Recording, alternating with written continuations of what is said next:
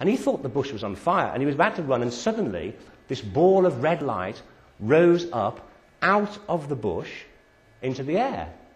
The bush wasn't on fire, it was this ball of light behind it, seemingly. And suddenly it went zoom and disappeared. Incidentally, the way he described its movements was interesting. He said as it disappeared, it went whoosh. Remember that spiral on that hand and so forth? This picture here, it's not you can't really see it on this. This is the lake with that thing in the middle of it. So that red light there. This wasn't taken by him, but a young couple were taking photographs of the lake one evening, and they didn't see anything at the time, but this red glow appeared on the film afterwards. They said they never saw anything at the time, but this particular red glow appeared. Now, it could be somebody with a torch over the other side, it could be anything, but I mean, I'm just going to take their word for it, but that could be a photograph of this strange red light that appears at this particular lake every so often. But they did say they didn't see anything at the time. The interesting thing about this guy who said he saw this light inside this bush and he thought the bush was burning, it reminds me of the story of Moses in the Old Testament. The first time that Moses goes to the mountain of God when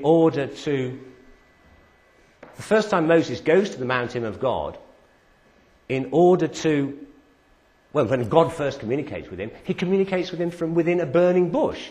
He sees this bush, and it burns but is not consumed by the fire. And God speaks to him from out the burning bush.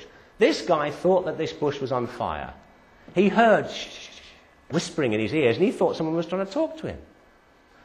Now, I'm not saying this is proof of anything, but there are a lot of things about, if this friend of mine from Ferminab is right, and the mountain of God is a place where these weird earth-like phenomena take place, if that was what is happening at the mountain of God, the place where the breastplate that is supposed to control this phenomena is supposed to end up, Burton Dassett Hills, also has this weird kind of phenomena going on there. Which may have been, if the Templars really did have this breastplate and have found it in Jerusalem, why they thought it should be placed there, why they even built that chapel in the first place, because it says similar things are going on there to what happened at the mountain of God. It may be that they didn't find this thing in Jerusalem at all, but they had this thing made. They may have got these precious stones and made this breastplate themselves, so they thought that they could control it in that way. Who knows? But the thing was, the whole thing was interesting enough for myself and Graham and Jody to decide to go in search to see if we could solve Cove Jones's clues as to where he re-hid these 3 stones and had left the clues in this window. Now, remember I told you about this square that he put in the front of his family Bible? It took us a long time to figure out what these meant. Cutting a long story short, as it was a Bible that he had this in, first book of the Bible, Genesis. Last book, Revelations.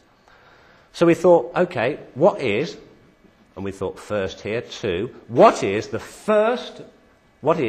in Genesis, first book of the Bible, chapter 2, verse 10, 11 and 12. And we see, I haven't got my glasses on, when we read Genesis 2, 10, 11 and 12, we read this: "And a river went out of Eden to water the garden, and from thence it was parted and came into 4 heads. The name of the first is Pison, Christ, that is which compresseth the whole land of Halivar, where there is gold, and the gold of that land is good. There is bdellium and the onyx stone." Remember, one of the stones he claimed to have found was onyx. When we then look at the last book, Revelations, which would then be this one here, 21, and we take that as being that 11, 12 and 13, we find this: "Having the glory of God, and her light was like unto a stone most precious, even like a jasper stone, clear as crystal, and had a wall great and high, and had 12 gates, and all the gates 12 angels, and names written thereon, which are the names of the 12 tribes of the children of Israel. On the east 3 gates, on the north 3 gates, on the south 3 gates, on the west 3 gates. Come back to all these gates in a minute. The important point is it mentions a jasper stone. Well, if these are books in the Bible, what does song mean? There's a book in the Bible, the Song of Solomon, the Song of Songs. And if we look at the Song of Songs, the Song of Solomon, which would then be 12, 13, and 14, so we've had 10, 11, 12, 11, 12, 13, 12, 13, 14, we read, his eyes are like the eyes of doves by the rivers of water, washed with milk and fitly set. His cheeks are as bed of spices, as sweet as flowers, his lips like lilies, dropping sweet-smelling myrrh. His hands are as gold, rings set with the beryl stone. Each one of those verses mentions one of those stones. Onyx, jasper, beryl, the 3 stones he claims to have hidden. We had solved this. I was convinced of that. So consequently, what we had to do was to figure out what this meant, what was it, the clues of these 3 passages in the Bible, and how it tied up with the window. There are 3 wise men, gold, frankincense, and myrrh. These verses mention gold and myrrh. The other one doesn't mention frankincense, but it wouldn't have to. They're each holding, supposedly, something that contains their gifts, gold, frankincense, and myrrh. Perhaps each of these pertain to one of the 3 wise men, and each of those pertain to where one of the stones was. So we started, and we decided with this guy, the blue man here.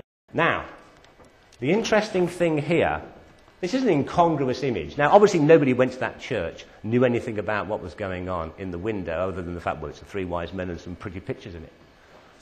He's looking at a tree with a crown round it and some sort of wheel behind it. And below it is the letter B. The 3 wise men, incidentally, are called, in tradition, Belthar, Melchior, and Gaspar. Belazar, Melchior, and Gaspar. The B is obviously for Belzar. Sorry, anyway, B is his name. And he's looking across to this. It took us a long time to figure all this out, but very, very sort of briefly, we found out that very close to where this chapel stood in Langley, where this window was, very close to the Burton Dasset Hills, there was a lane called Crown Tree Lane. Crown and Tree. So we decided to have a look in the area for anything that might be a wheel. There was one, a big water wheel at a place called the Saxon Mill, one of the oldest water mills, working water mills in the country, which has now been converted into a bar, which is very good for us, and we could go there and get drunk at the same time. Now, the particular verse that would pertain to that wise man would be the one that speaks about the... Lost it. Yeah. No, this one here. Hold on. Ah, yes, that one there. The Song of Songs, the beryl stone. His eyes are as the eyes of doves by the rivers of water. A river goes right by it, obviously, in order to make the water wheel turn round. Washed with milk and fitly set. The water washes through this weir right beside the Saxon mill and the wheel so fast that it creates this frothy, milky water. This frothy, like suds on top of the water, and it's always like that. Water's like milk. It says here, like a bed of spices, as sweet as flowers. There's a really sweet smell comes off the water because of this in some strange sort of way. It seems to ionize the air. We were pretty sure we're in the right place by this water wheel. What were we looking for? Jody pictures, etc.?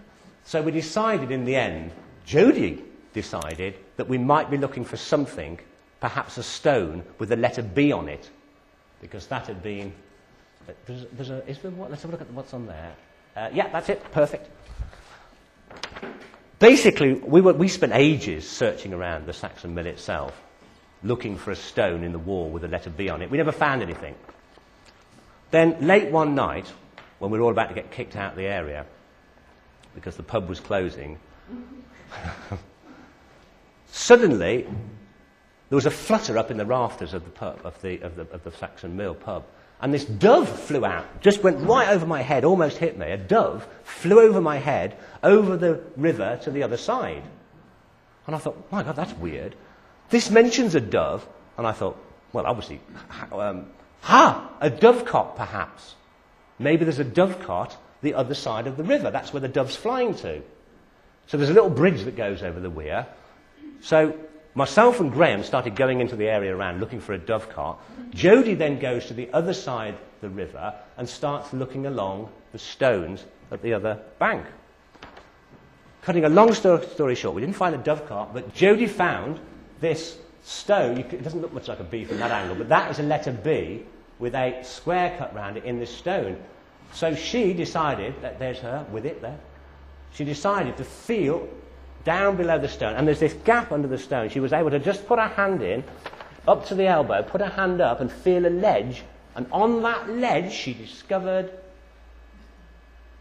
that, it's about this long, a stone, a small stone was in there. It was all like mud on it, but it was a perfect place to hide it. Nobody, although it was fairly easy to get when she knew what we were looking for, nobody would ever put their hand up inside this gap underneath that stone unless they were specifically looking for something. We had this stone eventually taken to a jeweller who said that it was indeed a beryl stone. Now, that doesn't prove that it was ever the stone that was set in the breastplate of Aaron and then Joshua.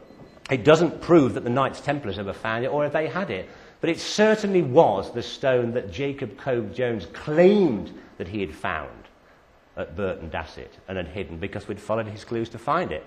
And after all, he had got a decent pedigree, if you like, because he had found this lead hand, which happened to be in the wall behind the well by the church, which is in the Warwick Museum.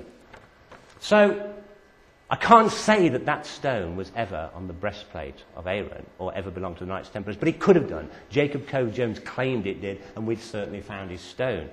So we thought, wow, let's try the next one. Window again, please. So the second wise man was holding in his hand this box which contained his gift. Gold in this case, I think it is. It seems to be some kind of ecclesiastical building with a gate in front of it. Interestingly, the verse from the Bible that pertained to that particular wise man said,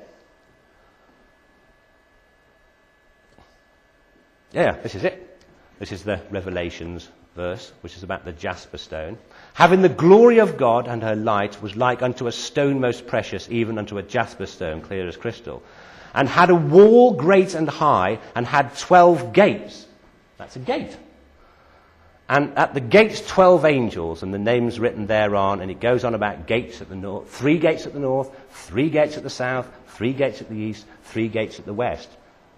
It talks about a house of God. We decided that we must be perhaps looking for something in the area which was a house of God, a church with gates around it. We searched for absolutely ages. The church next. We searched for absolutely ages, and we didn't find anything. We didn't find any church that seemed to have anything to do with angels, because it mentions all these angels. Eventually, after driving around for hours and hours, we were driving down a road, and on this stained glass window, at the top, in fact, I'll show you that picture in a bit, but up the top there's a cockerel, and next to it is the Star of Bethlehem. The cock is crowing, and the Star of Bethlehem is there. As we were driving along this lane, virtually about to give up, ever trying to find a church, this cockerel suddenly goes right next to the car with the windows open. We pull up, because it shocked Graham, who was driving, because it was literally right next to his ear. We pulled up at this junction to let another car go through. And at that exact moment, there it is, yeah. At that exact moment, Jody, who'd been shot, turned round, and we wouldn't have noticed this unless this cockerel had crowed, turned down and looked down and saw the Star Lane, if you can find it, and saw the signpost of this lane that said, as you will see in a second, Star Lane.